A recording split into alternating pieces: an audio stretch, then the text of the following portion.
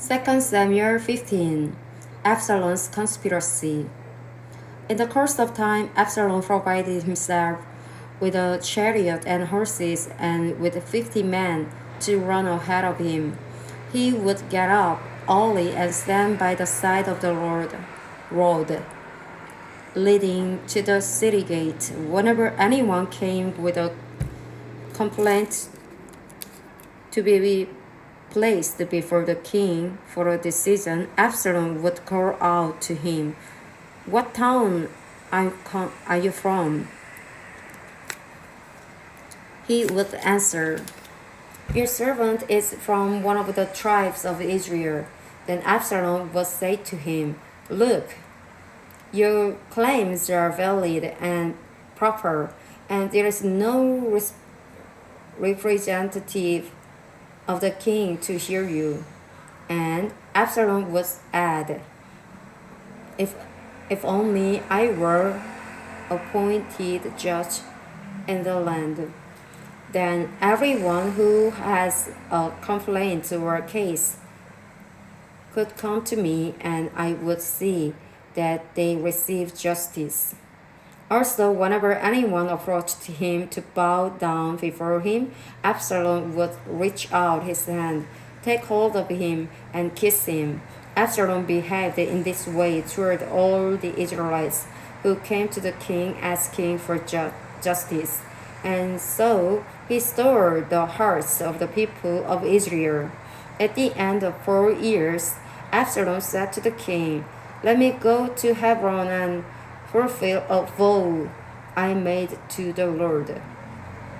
While your servant was living at Geshur in Aram, I made this vow: if the Lord takes me back to Jerusalem, I will worship the Lord in Hebron." The king said to him, "Go in peace." So he went to Hebron. Then Absalom sent secret messengers throughout the tribes of Israel to say, "As soon as you hear the sound of the trumpet, then say, 'Absalom is king in Hebron.'" 200 men from Jerusalem had accompanied Absalom.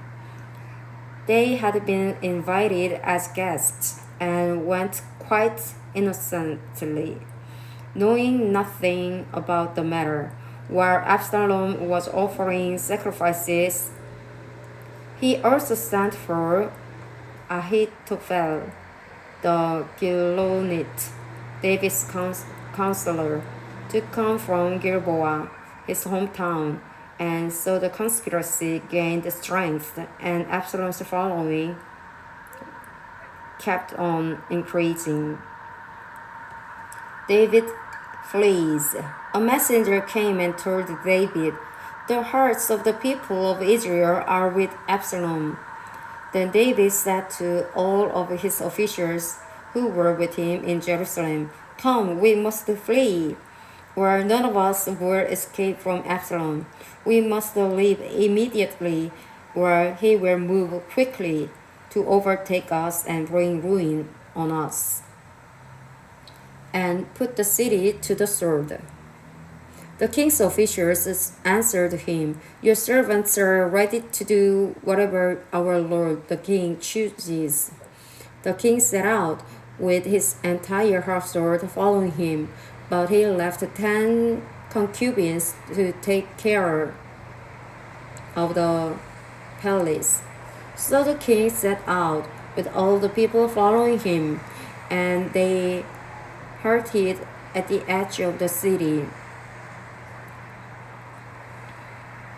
All his men marched past him, along with all the Kerethites and Pelethites, and all the 600 Gittites who had accompanied him from Gath marched before the king.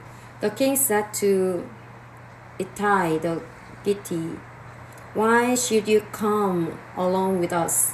Go back and stay with King Absalom.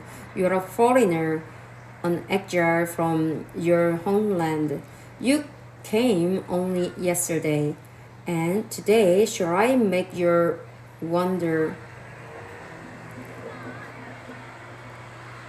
And today shall I make you wonder about with us? When I do not know where I am going, go back and take your people with you. May the Lord show you kindness and faithfulness. But Ittai replied to the king, As surely as the Lord lives, and as my lord the king lives, whatever my lord the king may be, whether it means life or death, there will your servant be. David said to Ittai, Go ahead, march on. So Ittai the Gittite marched on with all his men and the families that were with him. The whole countryside wept aloud as all the people passed by. The king also crossed the Kidron valley, and all the people moved on toward the wilderness. Zadok was there too, and all the Levites who were with him were carrying the ark of the covenant of God. They set down the ark of God, and Abiathar offered sacrifices until all the people had finished leaving the city. Then the king said to Zadok, Take the ark of God back into the city. If I find favor in the Lord's eyes, he will bring me back and let me see it and his dwelling place again. But if he says, I am not pleased with you, then I am ready. Let him do to me whatever seems good to him. The king also said to Zadok, the priest, Do you understand? Go back to the city with my blessing. Take your son Ahimaaz with you, and also Abiathar's son Jonathan. You and Abiathar return with your 2 sons.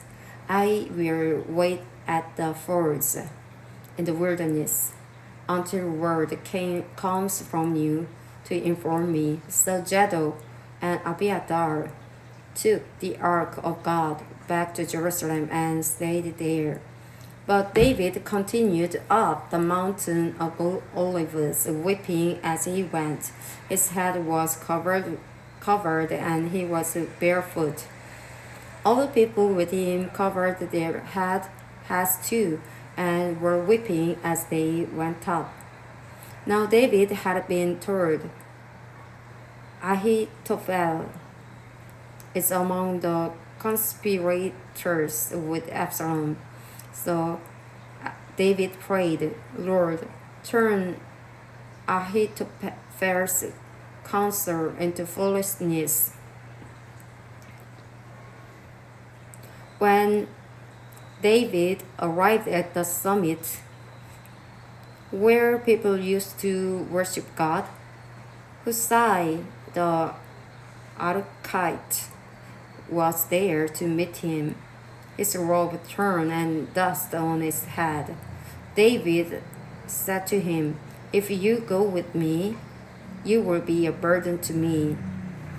But if you return to the city and say to Absalom, Your Majesty, I will be your servant.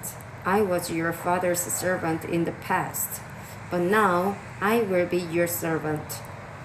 Then you can hurt me by frustrating Ahithophel's advice.